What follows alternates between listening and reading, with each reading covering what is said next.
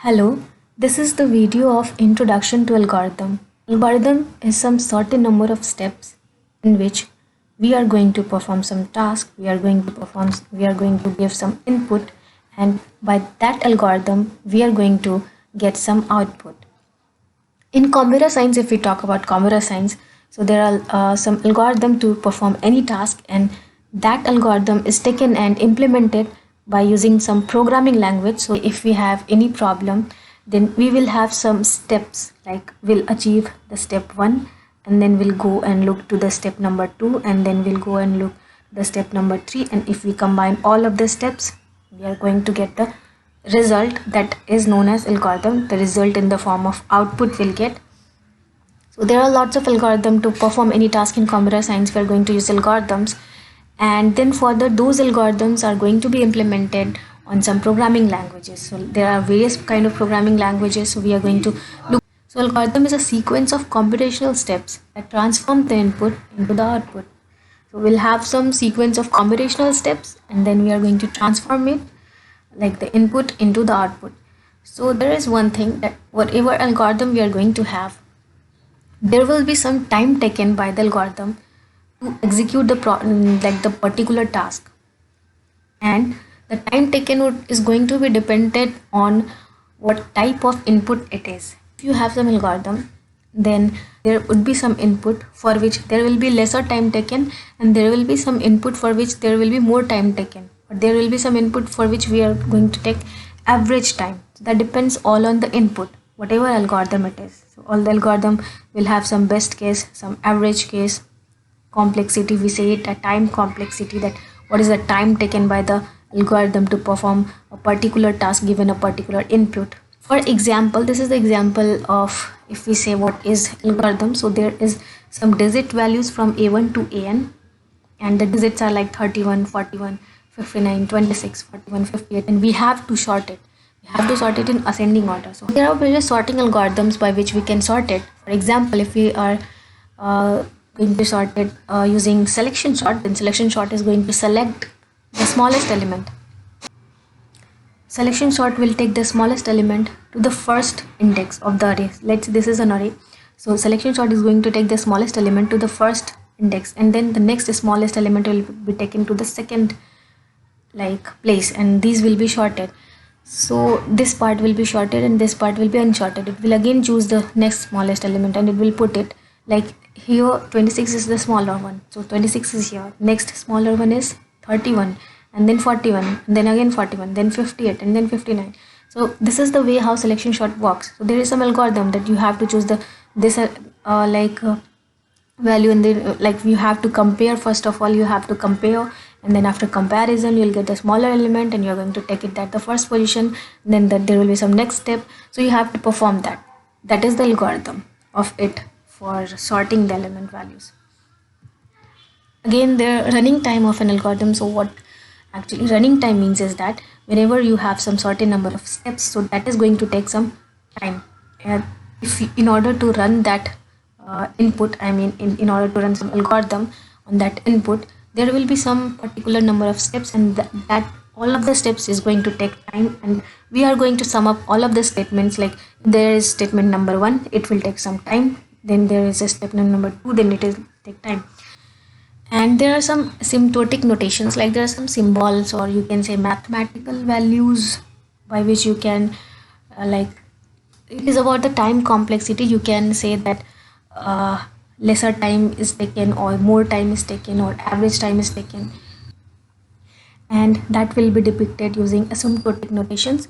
So there are various notations, like big O notation, big omega notation, big theta notation. And asymptotic notation describes the running time of algorithm, the space they are going to use. So the first one is big O notation, or we also call it as upper bound. This is a graph where we have two functions, f of n and c of gn. So the graph is plotted between time, and this is time, this part is time, and this part is input value. So the time is increasing, you can say, and there is the input value. So there are two functions, fn and gn. So this is known as upper bound, this function, okay, and there is some input value n, okay, and this is some another function gn, and this c is known as the constant value. So this function is low, like this function is smaller than this function, because this function is bounding this function from upper part. This function fn is bounded by gn by, like, from upper part. It is not bounding it from lower part, because this fn is lower, like below than gn. So we say that this is upper bounded by, fn is upper bounded by gn. That is the meaning why we say it upper bound. And so this part you can see there, the graph is like this.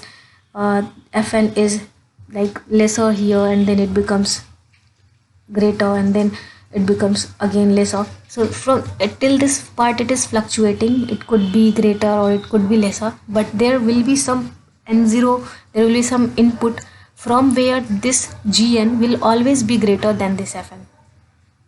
And so here the same thing is written, and fn is equals to order of gn. We read it as it like fn is equals to order of gn. So order of gn means that, okay, so this is equals to, but always consider it as like it is fn is lesser than or equals to order of gn, because this function is always going to be lesser than this gn, and this gn, it means that this gn is always going to be greater than this function. So if we say that is the function is like n is equal fn is equals to n plus 3 or anything, then there should be some value of n, this value, there should be some value of n at from that part. This gn is always going to be greater than this fn, but below, like before that, this value could be fluctuate. It like for example n is 3. If n is 3, for n is equals to 3, this should always be greater than this function, like gn should always be greater than fn. And below n is equals to 3, what we have 0 1 and 2. At fn it is possible that fn can be greater, or maybe gn can be greater. We don't like bother about that. What we bother about is that this, at this part, from this 3 value, this function gn will always be greater than fn. Then only we can say that this is the big O notation. Okay, so the another one is the big omega notation. In big O notation, this function was upper bounded by gn, but in big omega notation, fn is lower bounded by gn, and fn is equals to omega of gn, means that gn is lesser than fn. Here fn is greater than omega of gn, so fn is greater or equals to omega of gn. We can read it as it is. So there would be some values, that value, this fn is always greater than this gn, and before this we don't know if it could be greater or it could be smaller, but from this value fn will be greater than gn, and this c is some constant value. And then the another one is the theta notation. We also call it as average time complexity. And at this point we have two functions, like fn is bounded by two functions from upper also and from lower also, and this fn is going to lie between this, so it will be like greater, like smaller than this. Fn is going to be smaller than this c2 into gn and greater than c1 into gn, and we read it as fn is equals to theta of gn when we have two functions, which, like, this function will be bounded by these two functions. So this is what we have in the notation value. So I hope it has helped you.